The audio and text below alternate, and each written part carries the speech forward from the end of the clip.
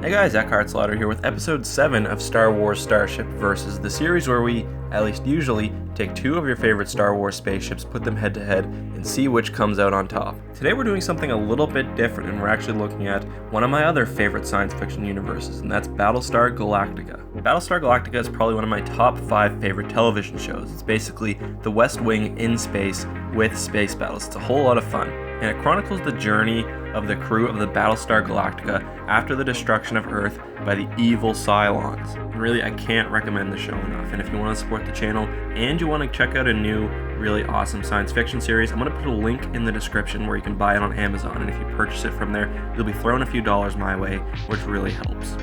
A little bit about the Battlestar. It was the main battleship of Earth, which fought against the Cylons in a 1,000-year war. And the Battlestar Galactica is the name of one specific Battlestar, which again is the focus of the series. And today that ship is going against probably the most famous ship in Star Wars history, specifically the Imperial II Star Destroyer. Alright, so as always, this is going to be a one-on-one battle, and I'm going to be assessing the ships in 3 categories: offensive capabilities, defensive capabilities, fighter support, and then I'm also going to be looking at their intangibles. And just because one ship wins 2 or even 3 categories doesn't necessarily mean that it wins the day, because I'm going to be looking at both ships overall. I've also got 2 quick rules, and the first is that each ship only gets to take with it what it would carry on board typically, and it's also a one-on-one battle, so there's no backup here. Secondly, the ships are presumed to be captained by equally competent persons, so it doesn't matter that the Battlestar Galactica, for example, would have had the amazing Admiral Adama.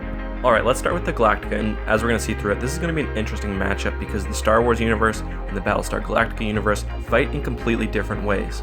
Battlestar Galactica relies on conventional weaponry, what we would consider conventional at least, and that's shells, missiles, flak weaponry, and nuclear bombs. The Galactic had 40 dual turrets, which were its main weapons, and then 514 point defense turrets. I think the most impressive thing about these weapons, at least in my opinion, is how fast they fire, and on certain occasions you can see every single gun on the ship firing at full speed. And of course, nuclear bombs were very, very powerful and were often used to take down Cylon base stars. On the other hand, the Imperial Star Destroyer used laser-based weaponry. Specifically, it had over 100 heavy and regular turbolaser batteries, ion cannons, and other anti-ship weapons. However, we soon approach a theme that we're going to see throughout this battle, and that is that Battlestar Galactica is primarily grounded in science fiction, and there is some realistic physics there. On the other hand, Star Wars is science fantasy, and things get completely crazy. And really, the power of a Star Wars turbolaser is just next level. I mean, one legend source put it at 200 gigatons for a single laser. That'd be much more powerful than even the most powerful nuclear bomb, and that's for a single laser.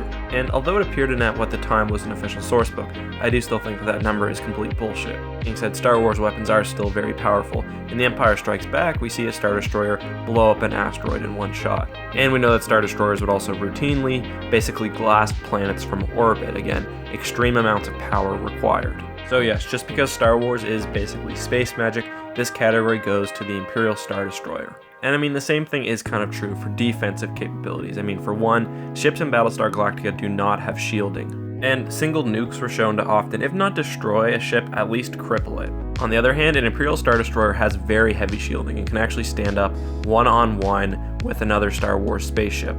The Galactica also relies heavily on its flak defense turrets to stop enemy missiles and other weapons. These weapons will be basically useless against the Star Destroyer's turbo laser. Now, on the other hand, the Star Destroyer's point defense laser cannons should be able to stop at least some of the Galactica's missiles or nukes before they hit. I know that there are some scenes in Star Wars which seem to contradict the strength of these ships. One that people always cite is the scene in The Empire Strikes Back where that ship gets taken out by the asteroid.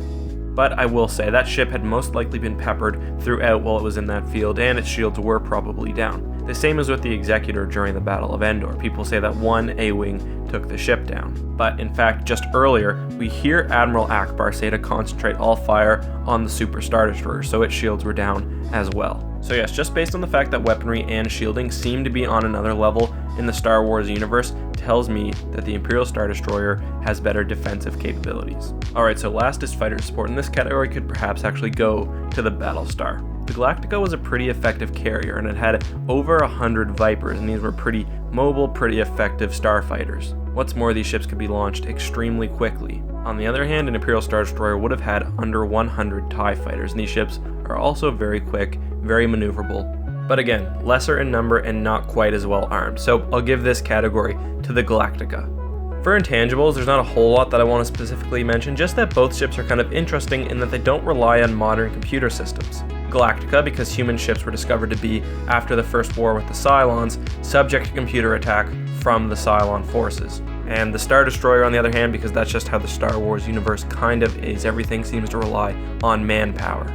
I also don't want to take away from the Galactica, and I should mention that I think its durability feats are pretty impressive. Like, it survived after the destruction of the 12 colonies, and I believe earlier I accidentally said the destruction of Earth, for quite some time.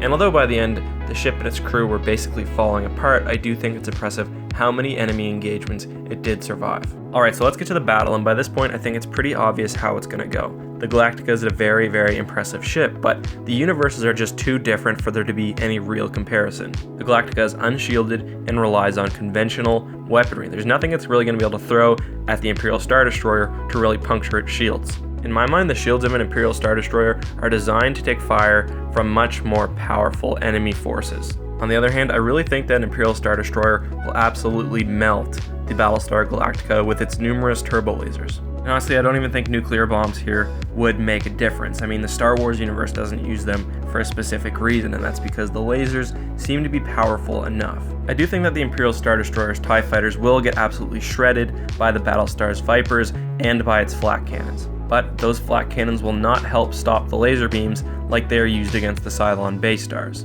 On the other hand, Imperial Star Destroyer's lasers should be extremely effective against some of the Battlestar's more powerful weaponry. So yes, this battle goes to the Imperial Star Destroyer 10 times out of 10, and I think the only real question is how many Battlestars could one Star Destroyer take, and I'm gonna guess probably at least 5, maybe up to 10. It really depends on how different the level of power between the two universes is. And keep in mind, just because a ship from a particular universe loses to a ship from another universe doesn't mean that that universe is better than the other one. Just because they have different levels of power doesn't say anything about how good the story is, how good the movies are versus the TV show, anything like that. So I'm not saying that Battlestar Galactica is worse or better than Star Wars. I love them both. Anyways, guys, I really look forward to reading your comments. What did you think of this matchup and how I handled it? Am I completely overestimating how strong a turbo laser in Star Wars is and downplaying the strength of the Battlestar Galactica? Let me know. And for those of you who have seen Battlestar Galactica, what is your favorite episode, story arc, and moment?